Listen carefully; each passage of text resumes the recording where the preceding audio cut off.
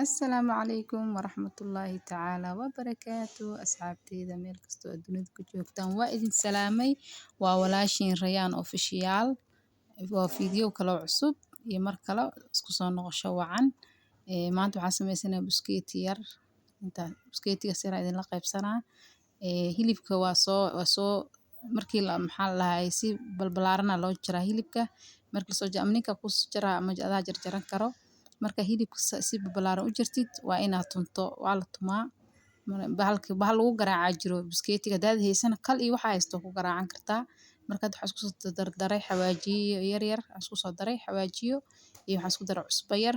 iyo xoogaa yar saliida intaas ku qasaa wax maraq digaag kuma darin cusbo ku daray marka intaas isku qastid meel ay isla dhigaysaa ilaa saacad oo kale inuu meel ku yaalo si waxa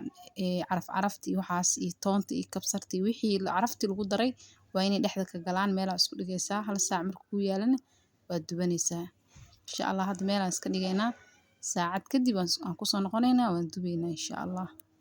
hadda waa ku soo laabanay birtaan dab ku soo saarnay wax saliida lagu shubaay birta saliidii hore aan ku soo qasnay baa ku dubaynaa marka waa soo saaraysaa markaa saartin biyaha asaga uu dhalay uu ku bislaanaa biyo kale uma baahno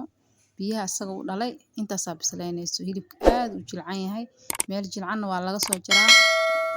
garaacidana way jilcinaysaa oo in la tumo way jilcinaysaa hilibka marka waa gadgadinaysaa intaas unbuu ku bislaanaa siduu ku soo baxana waa arki doontiin macaanta carafta dhadhanka maasha Allah asxaabay soo baroobeeya intaan yartaa ha laga soo tuuro hal tijaabiyo waa wax yar oo aad u macaan hadda waa kaasaa qaybtii hore ka soo bixiyay qayb labaad ku daray marka waa kaas aad u jilcan yahay gacantiisa ugu soo jaray jileec macaanta ana idin dhadhamiye asxaabteyda